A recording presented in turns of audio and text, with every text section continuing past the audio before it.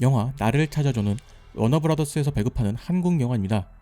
그래서 영화가 시작할 때 워너브라더스의 로고가 등장하는데 한국 영화에 워너브라더스의 인트로 영상이 등장하는 것이 아직까지는 익숙하지 않은 것 같습니다. 영화 친절한 금자씨 이후 영화에서는 모습을 볼 수 없었던 이영애 배우의 14년 만에 스크린 복귀작으로 주목을 받았는 영화입니다. 그리고 이 영화를 통해서 이영애 배우의 강렬한 연기가 폭발했다 말을 했으면 하는 바람이 있었는데 처음부터 솔직하게 말씀드리자면 영화 자체가 그리 인상적이지는 않습니다. 영화의 내용과는 별개로 무언가 크게 눈에 띄는 것이 없었다고 생각했는데 반대로 생각하면 크게 거슬리는 부분이 없었다는 것만으로도 괜찮은 영화라고 이야기할 수도 있을 것 같습니다. 그래서 그다지 할 이야기가 없는 그런 영화라고 생각을 했는데 분량을 확인해보신 분들은 아시겠지만 꽤 분량이 많습니다. 영화에 대해서 이런저런 생각을 해보니 분명 할 이야기가 많은 영화였습니다. 그리고 이영애 배우가 이 영화를 선택한 이유도 알 것 같네요. 사실 배우에게 복귀라는 말을 쓰는 것이 맞나 싶을 때가 있습니다. 예능인처럼 꾸준하게 얼굴을 비출 수 있는 배우는 많지 않을 뿐더러 작품과 작품 사이에는 필연적으로 어느 정도의 시간이 필요하기 때문이죠. 하지만 이영애 배우에게는 복귀라는 단어가 어색하지 않을 시간이 흘러버렸습니다. 이영애 배우가 14년 만에 복귀작으로 신인 감독의 작품을 선택했다는 점도 영화에 대한 기대를 하는 이유가 되었죠. 한국을 대표할 수 있는 배우가 14년 만의 복귀작으로 신인 감독의 작품을 선택했다는 것과 작품 선택에 비교적 보수적인 이영애 배우가 선택한 영화라고 하니 왠지 모르게 더 기대가 되었죠. 개인적으로는 이영애 배우가 연기를 잘한다고 생각하는 편은 아니지만 그동안 그녀의 이미지와 다른 작품을 선택하려는 경향이 있었고 그 점을 비춰보았을 때 이 영화를 통해서 새로운 모습을 볼 수 있을 것이라는 나름의 기대를 가지고 있었습니다. 이를 뒷받침하는 것이 이영애 배우의 인터뷰를 살펴보면 배우라는 타이틀에 부끄럽지 않은 작품을 선택했다라는 이야기로 비춰보았을 때 다양한 모습을 보이기 위해서 노력하고 있는 배우라는 생각이 들었습니다. 그동안에 제가 보여왔던 이영애의 이미지가 아닌 이영애 배우와의 작업의 모든 순간이 사실 감탄을 했어요. 프레임. 영화를 보기 전 이 인터뷰를 접했을 때는 영화의 작품성을 고려한 선택이라는 생각이 들었는데 영화를 다 보고 난 뒤에 느낀 것은 이영애라는 인물이 어느 한 이미지에 가둬지는 것을 상당히 경계하고 있다는 생각이 들었습니다. 그녀의 발언이 이런 의미라는 것을 영화를 보면 알 수 있을 것입니다. 영화를 보면서 종종 들었던 생각은 영화가 의도적으로 관객들을 불편하게 만들고 있다는 것입니다. 영화에 대해서 조금 자세하게 생각해보면 생략되어도 괜찮을 요소가 몇 가지 있습니다. 홍경장의 사냥 장면이나 노루를 다듬는 일과 같은 것이죠. 이는 영화의 전체적인 상황을 대상화한 장면이라고 볼 수도 있습니다. 자신의 새끼가 죽어가지만 다가가지 못하고 바라볼 수밖에 없는 노루의 모습과 정연의 모습을 동일선상에 두고 볼 수 있는 것이죠. 그런 의미를 주면서도 다른 효과를 볼 수도 있습니다. 그것은 관객들에게 불편함을 주는 것이죠. 이 장면이 시작되는 부분을 생각해보면 비교적 조용한 상황에서 갑자기 들리는 총소리와 함께 장면이 전환됩니다. 뿐만 아니라 영화 곳곳에는 예고되지 않은 요소들이 갑자기 등장합니다. 어떤 일이 벌어질 것 같은 분위기가 선행된 후에 나타나는 것이 아닌 것이죠. 이는 관객들을 대상으로 스릴을 느끼게 하기 위함만은 아니라고 볼 수 있습니다.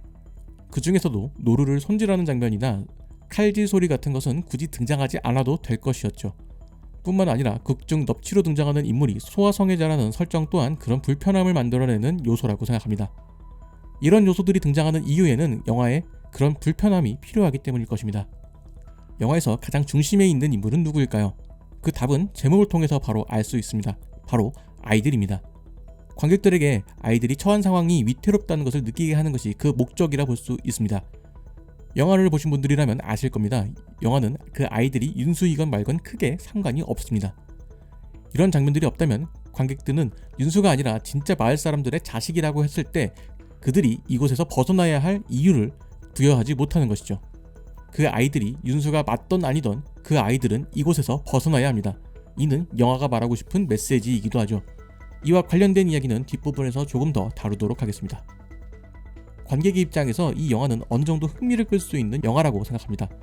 제가 어느 정도라는 표현을 쓴 이유는 영화가 전체적으로 애매하다는 느낌에 가까운 영화라는 생각이 들었기 때문이죠. 영화에 대한 정보를 살펴보면 실종 아동에 대한 이야기 혹은 유기에 대한 사회적 메시지가 어느 정도 포함되어 있는 영화라고 생각이 듭니다. 그리고 이 영화 초반까지만 해도 이런 이야기를 한다는 확신이 들었습니다. 하지만 영화는 점점 정연에게 힘을 싣고 있습니다. 물론 이런 구조가 나쁘다는 것은 아닙니다. 하지만 그 힘을 싣는 방향이 저희 예상과는 조금 달랐던 것이죠. 아이에 대한 납치를 다루는 영화인 키드냅처럼 처음부터 작정하고 스릴러나 액션 장르로 밀어붙인다면 엄마가 아이를 구하기 위해서 하는 행동들이 어느 정도 이해가 될 것입니다. 그리고 그런 과정에서 현실과 조금 동떨어진 힘이나 기지를 발휘한다고 해도 관객들도 수용할 수 있을 것입니다. 모성이라는 것은 알 수 없는 힘을 만들 수 있다는 전제에 어느 정도 동의를 하고 있기 때문이죠. 그것도 영화 속 상황처럼 아무도 도와주지 않는 극한의 상황이라면 더더욱 그럴 것입니다. 하지만 이 영화의 초반은 비교적 차분한 분위기로 진행됩니다. 윤수의 부모 또한 비교적 차분한 일상을 보내고 있고, 이런 분위기 속에서 잃어버린 아이를 찾는 영국의 간절함이 느껴지기도 했습니다. 아이를 잃어버린 부모의 심정을 완벽하게 공감할 수는 없지만 이런 분위기가 오히려 현실적으로 느껴졌기 때문이죠. 그래서 이때까지만 해도 실종아동을 찾는 부모들의 현실적인 이야기를 그릴 것이라고 생각을 했습니다. 그리고 장난 전화가 등장할 때까지도 거의 확신을 했었죠. 이 영화는 실종자 가족들에 대한 고통과 아픔을 다룬 이야기라는 것이죠. 하지만 이 장면 이후에 영화의 장르는 스릴러로 급변하게 됩니다.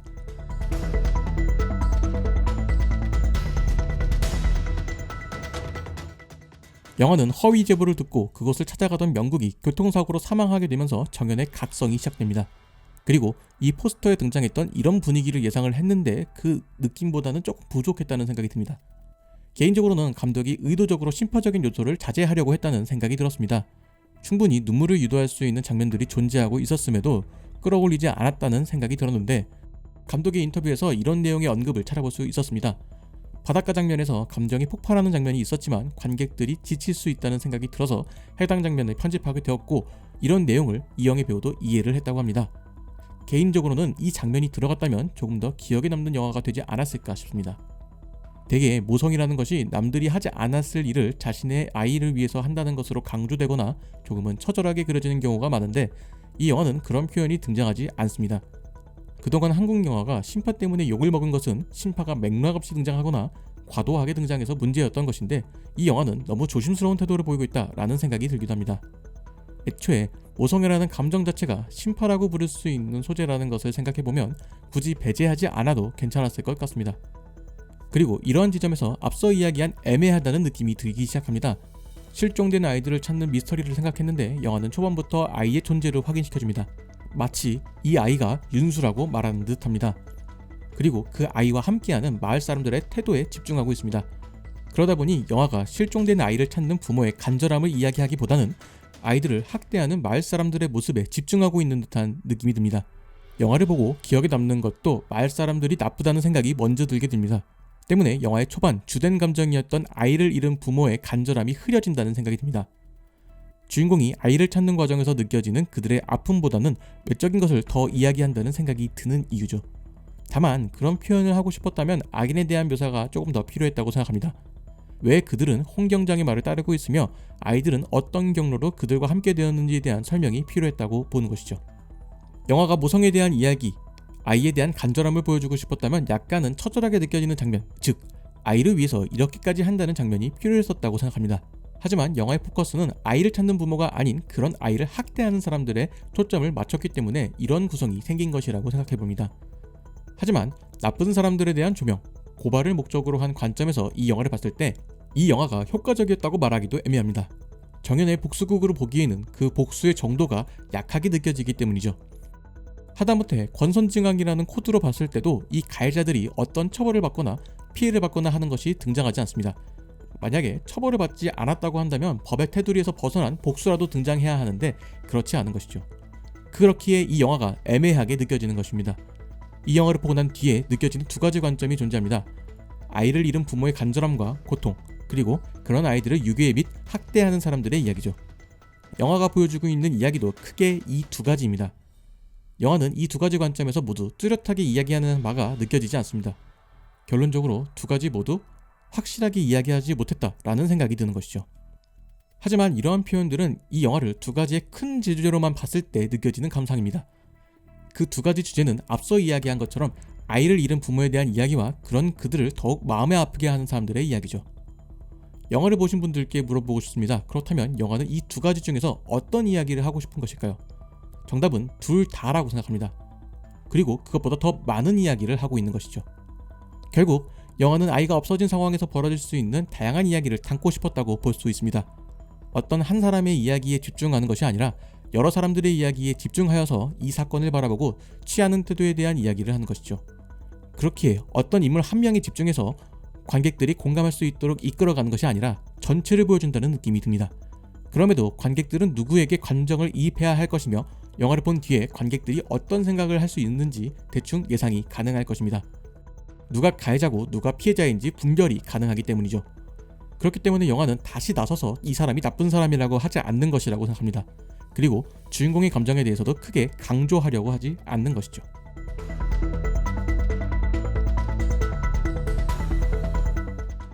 영화의 결말은 예상과 전혀 다른 결말이었습니다.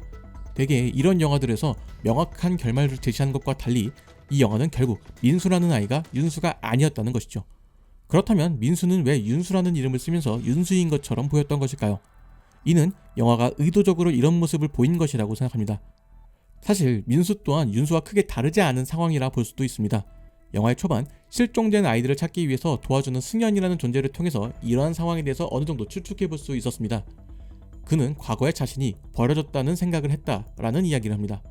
하지만 부모님을 찾게 된 이후에 알게 된 사실은 부모님 또한 그를 찾기 위해서 많은 노력을 했다는 것이죠. 이러한 이야기를 민수에게 적용해 본다면 민수 또한 승현처럼 버려졌다고 생각했을 수도 있을 것입니다. 또 한편으로는 마을 사람들에게 탈출하기 위해서 그녀를 엄마로 받아들일 준비를 하는 것이라 볼 수도 있겠죠. 정리하자면 민수 또한 또 한 명의 실종 아동이라고 볼 수도 있습니다. 이러한 아이들이 김순경이 관심을 가지지 않았다면 구출되지 못했을 것입니다.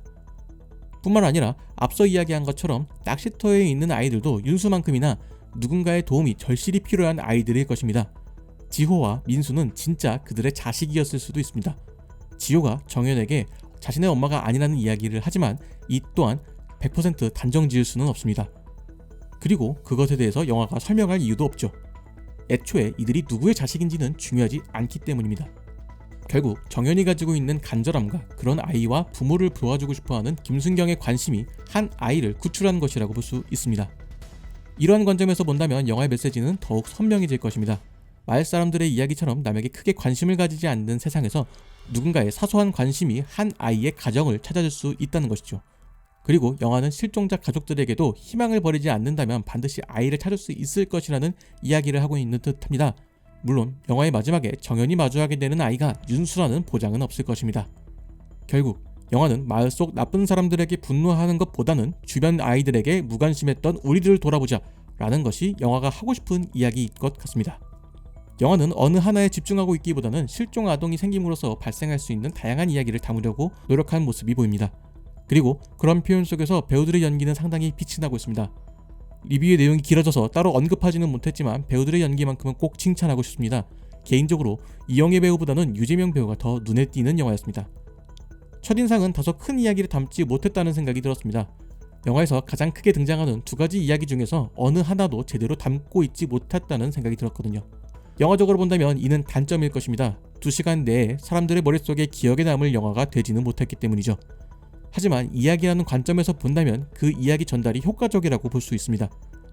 비교적 굴곡이 큰 이야기라 볼 수는 없지만 실종이라는 사건으로 생길 수 있는 다양한 이야기를 담아서 관객들에게 다양한 상황을 전달하는 역할을 하는 것이죠. 무엇보다 가장 중요한 것은 각자의 입장일 것입니다. 그리고 누군가의 사소한 관심이 한 아이에게 가정을 찾아줄 수 있다는 것이죠. 그 누군가는 대단한 사람이 아닙니다. 영화 속 김순경 또한 경찰로 할 수 있는 절차가 아니라 정연에게 직접 연락하는 방법을 선택했습니다.